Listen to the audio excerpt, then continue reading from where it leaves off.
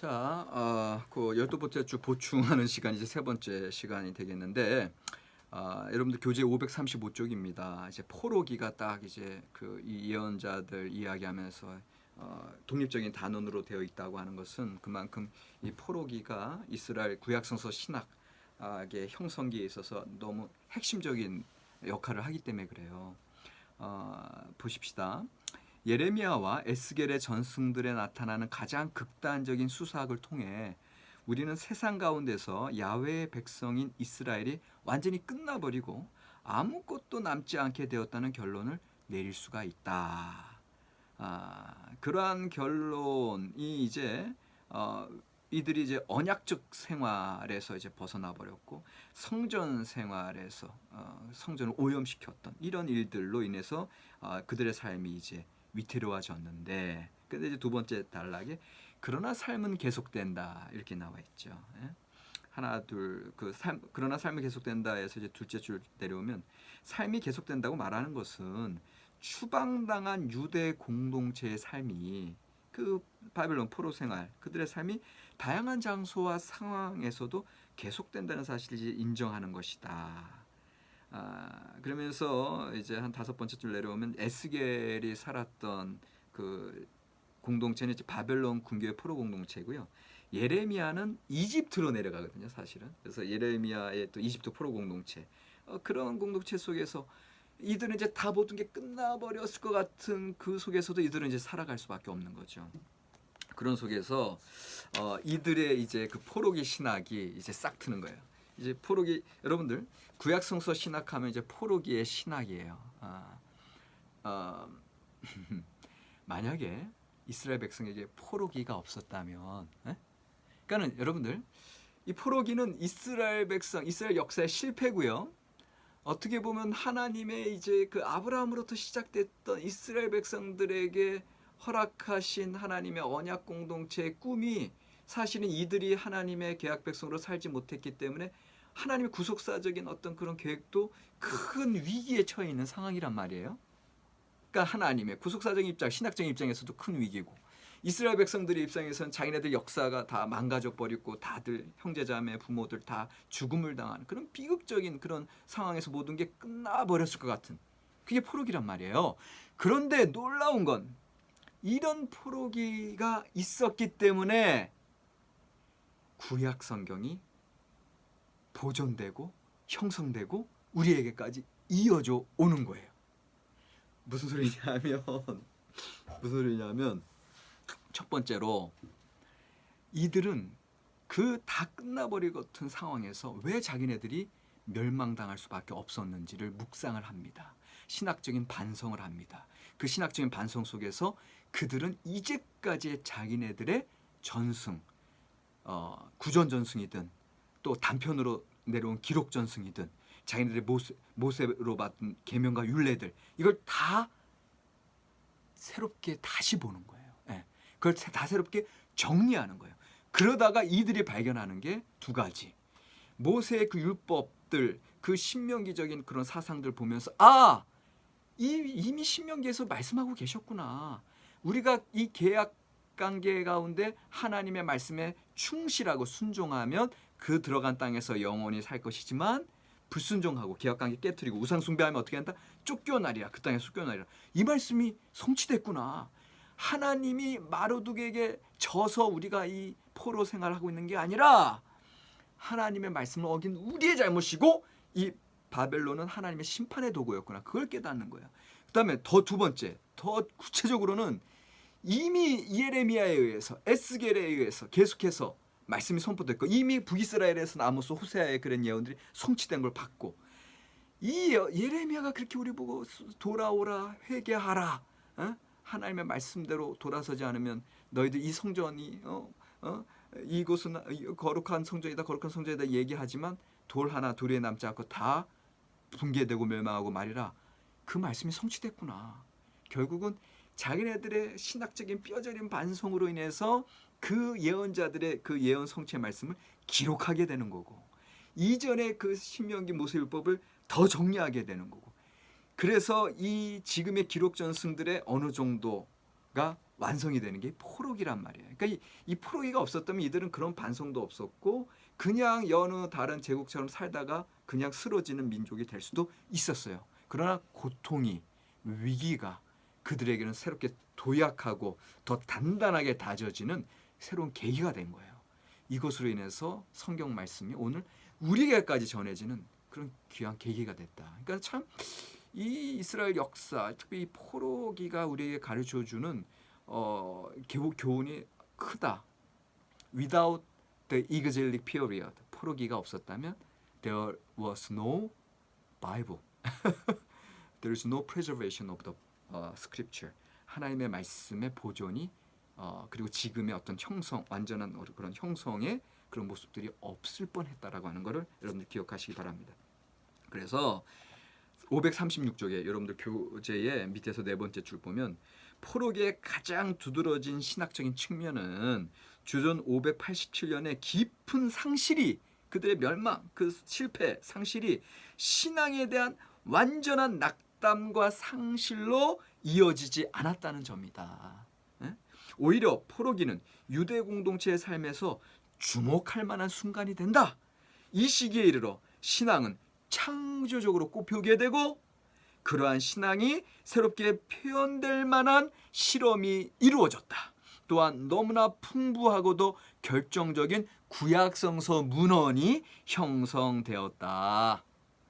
이게 그래서 분명하게 밝히는 것이에요. 그래서 그들이 그 당시의 상황에서 이 상시가 추방의 경험에서 이런 중대한 질문을 제기하는 537쪽에서 A. 야훼는 강한 분인가? B. 야훼는 믿을 만한가? C. 포로의 상황에서 우리는 어떻게 희망을 가질 수 있는가? D. 우리는 어떻게 포로의 상황을 넘어설 수 있는가? E. 포로 생활 이후의 삶이 존재할 것인가?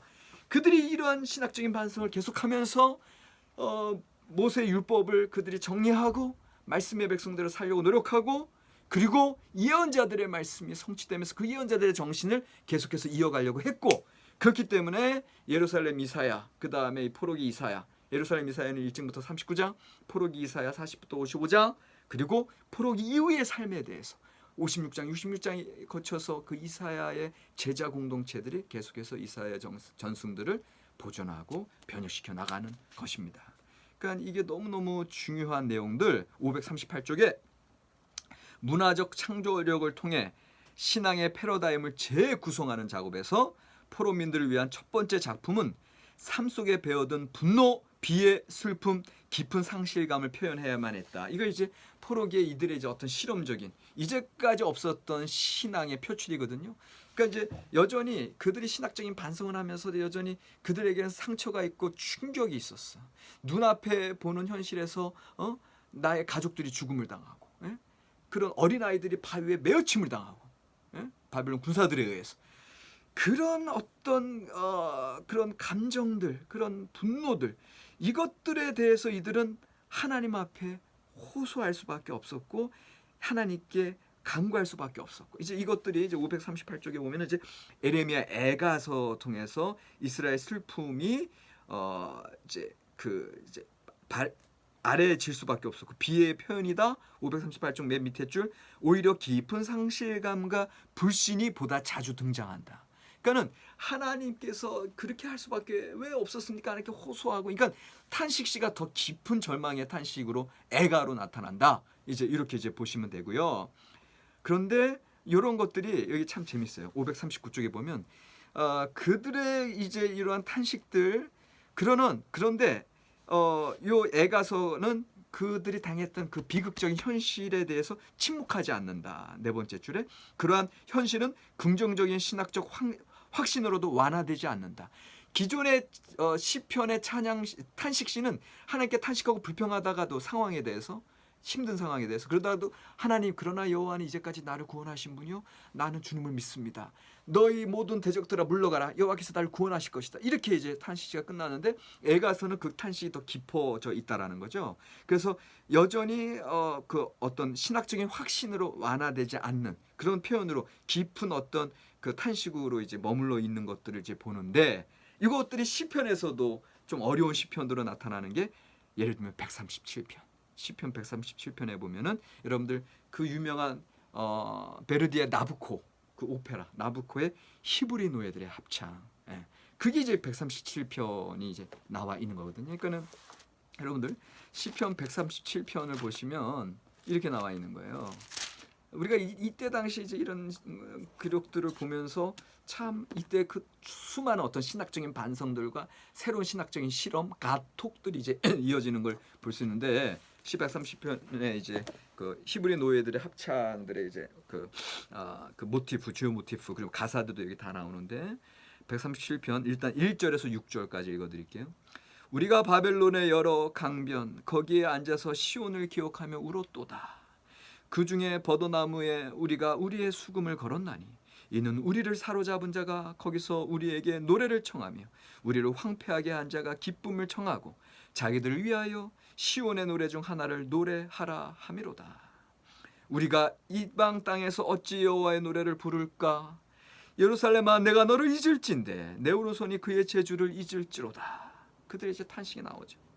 내가 예루살렘을 기억하지 아니하거나 내가 가장 즐거워하는 것보다 더 즐거워하지 아니할진대 내 혀가 내 입천장에 붙을지로다. 내가 이 포로살에 있으면서도 예루살렘을 잊고 하나님 앞에 나가지 못한다면, 내가 옛날에 그 하나님 앞에 나갔던 그런 기도와 찬양이 없다면 내 입천장에 붙을지로다. 이렇게 이제 그들의 굳은 그 신앙적인 정절을 이제 표현하거든요. 이게 이제 히브리 노예들의 합창의 이제 그 애절한 그런 탄식시 부분이고, 또 그들의 신앙의 신실함을 드러내는 부분이에요. 근데 여기까지는 오케이. 그런데 이 137편이 여기서 끝나지 않고 7, 8, 9절이 있어요. 자, 그 뒷부분은 어떻게 진행되나요? 놀라지 마십시오. 여호와여, 예루살렘이 멸망하던 날을 기억하시고 에돔 자손을 치소서. 그들의 말이 헐어버리라 헐어버리라 그 기초까지 헐어버리라 하였나이다. 멸망할 땅 바벨론아, 내가 우리에게 행한 대로 내게 갚는 자가 복이 있으리로다. 내 어린 것들을 바위에 메어치는 자는 복이 있으리로다. 이렇게 끝나요. 137편 1절에서 6절까지는 그들의 탄식과 하나님께 대한 간구와 신실한 신앙을 표현했는데, 7, 8, 9절은 원수 저주예요. 복수에 대한 시예요. 그만큼 이들의 그 바벨론 포로할 때 그 먼저 에돔 족속이 이제 뭔가 정확한 역사적인 기록들은 나타나 있진 않으나, 이들이 이제 그 바벨론에 의해서 철저히 짓밟힐 때 에돔이 노략질을 하고 오히려 적군들에게 좋은 일들을, 그래서 오히려 같은 야곱가에서의 그런 형제지간인데도 불구하고 에돔이 못된 짓을 했거든요. 이들이 멸망할 때 고소하다 하고, 그러니까 그들을 치소서, 이게 7절인데 더 나가서 이제 바벨론에 대해서는 그들의 어린 자들도 바위에 메어치는 자는 복이 있으리로다. 이렇게 얘기하는 거예요. 왜? 이 바벨론 군사들이 먼저 유다 백성들의 어린 자녀들을 바위에 메어쳤거든요. 어린 아기들을. 그러니까는 이건 여러분들, 그러니까는 지금 이제 이 성경은 하나님의 거룩한 말씀으로 우리에게 나가오지만 성경 말씀의 하나하나의 그 이면에는 처절한 역사적인 현실이 있는 거고, 특별히 이 포로 시기에는 그런 아주 무시무시한 비극들, 우리가 입에 담을 수 없는 뭔가 일들이 자행되는 거거든요. 죽고 죽이고 그런 모습. 그러니까 그런 것들을 우리가 들여다본다면 지금 이 포로 시대 때의 이 유다 백성들이 그 통과했어야 되는 그런 트라우마들을 이제 보게 되는데, 그들은 이것을 포로기의 그 신학적인 반성과 새로운 해석과 새로운 가톡, 하나님 앞에 새롭게 아뢰는, 여기에서는 그런 분노 표출, 그리고 원수 저주 있는 그대로.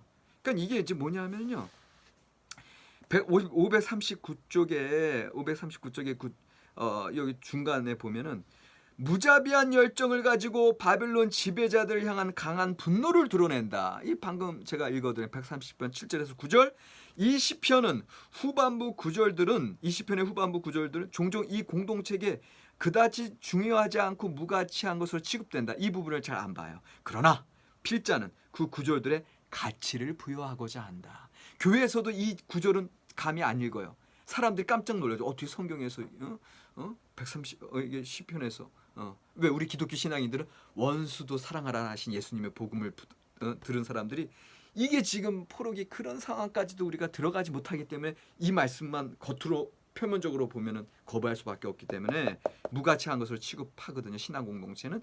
그런데 필자는 그 구절들에게 가치를 부여하고자 한다. 그 이유는 이 절망적인 공동체의 허심탄회함 때문, 솔직함 때문이다.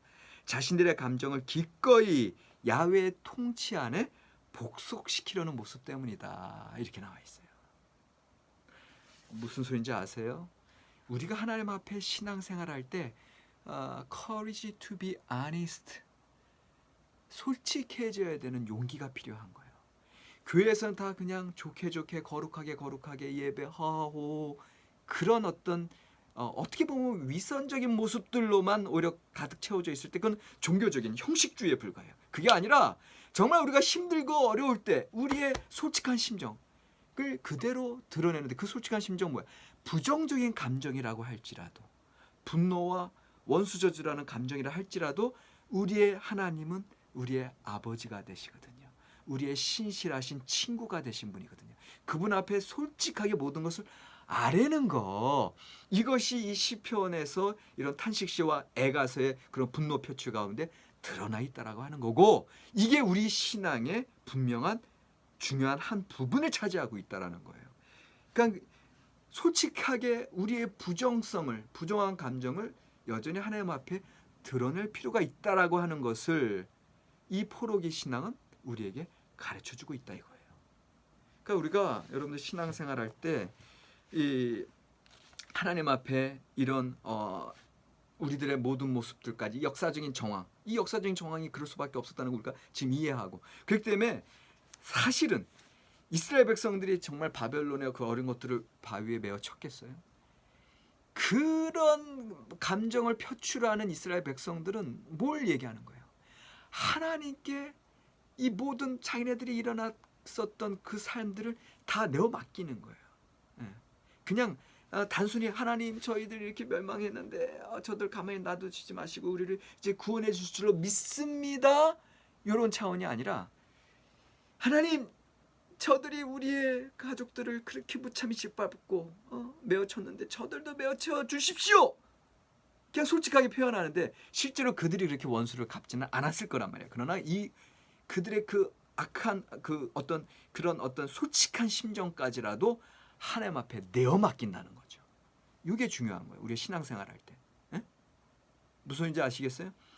Courage to be honest, 솔직해져야 되는 용기가 필요하고요.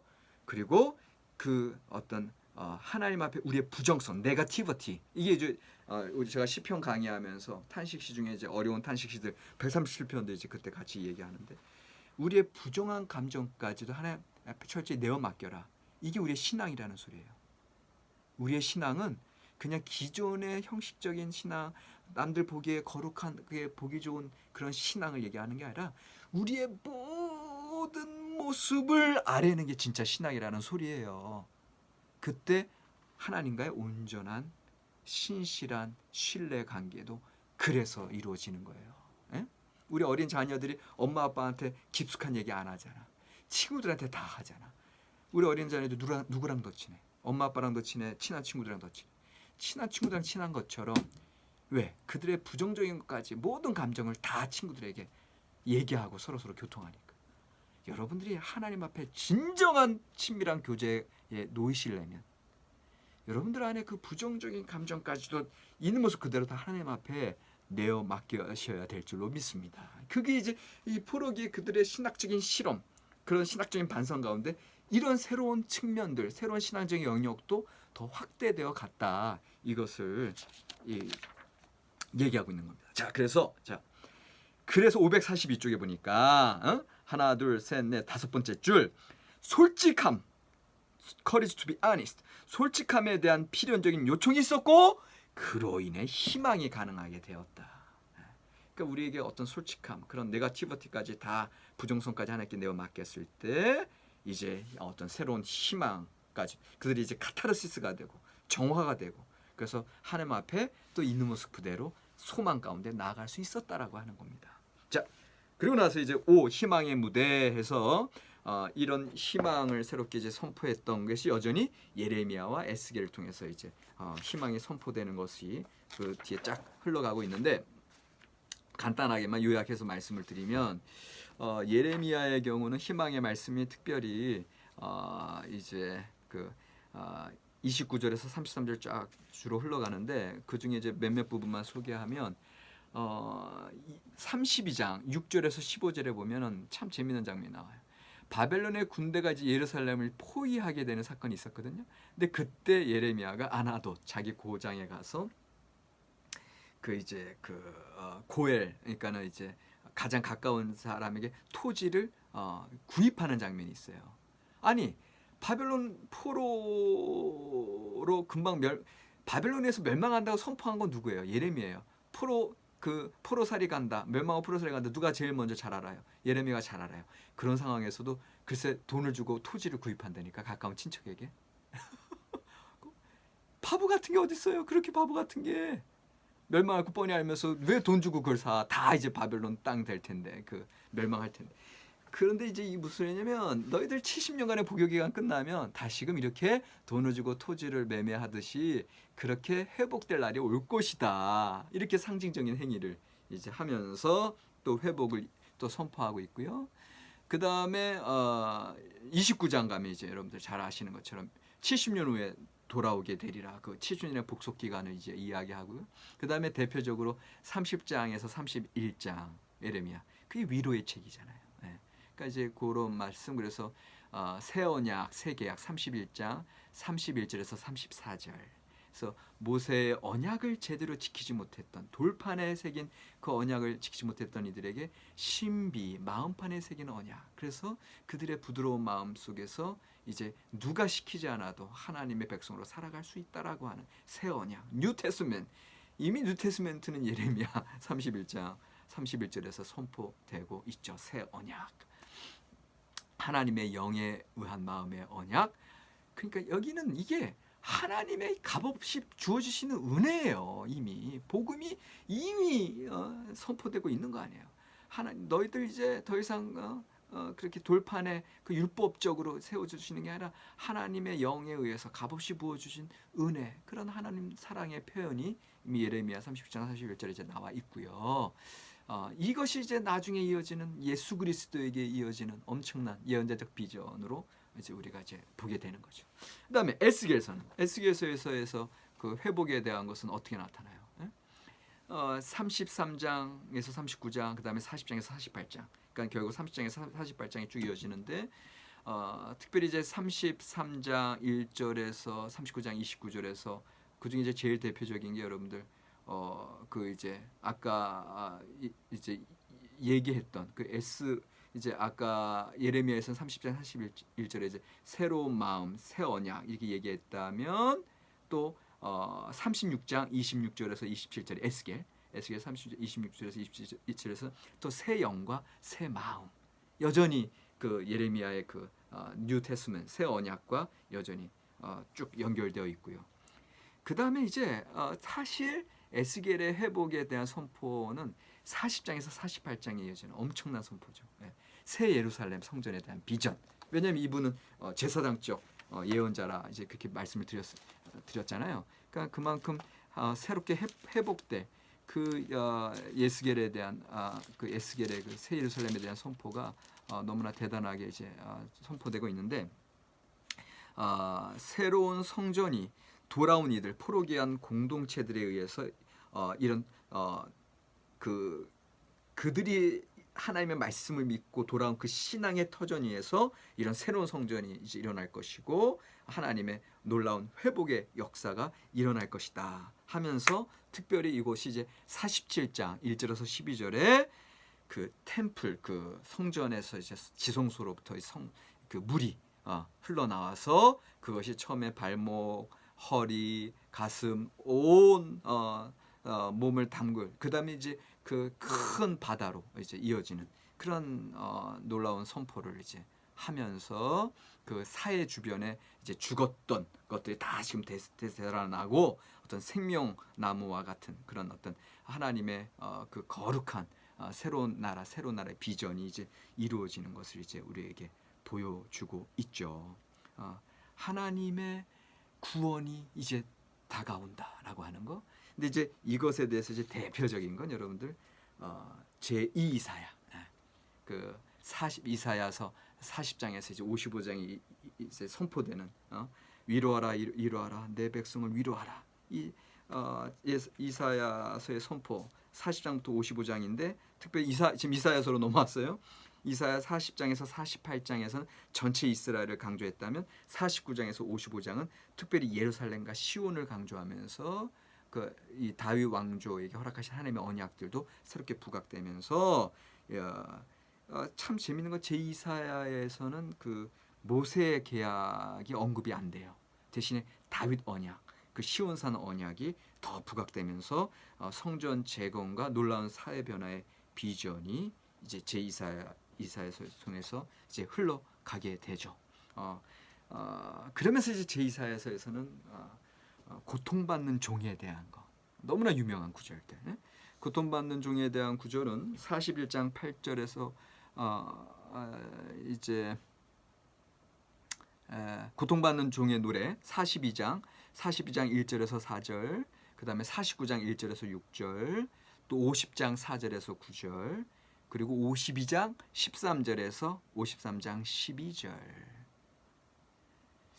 이 고통받는 종의 노래, 이사야서에서 나오는 결국은 이게 회복의 부분이거든. 40장에서 55장. 근데 이 안에 들어가 있는 고통받는 종의 노래는 일단은 여러분들 우리 기독교 신앙에서는 늘 사순절 기간, 특별히 이제 고난 주간에 이제 이 말씀 묵상하면서 곧 예수 그리스도의 고통과 연결해서 그가 찔림은 우리의 허물을 인하며 그가 상함은 우리의 죄악을 인함이라. 이제 그 말씀을 붙들고 우리가 이제 예수 그리스도와 긴밀하게 딱 연관시키는데 이제 기독교 신앙적으로는 그게 맞는 선포이지만 여러분들이 성서 신학하실 때는 이 고통받는 종이 도대체 누구였겠느냐?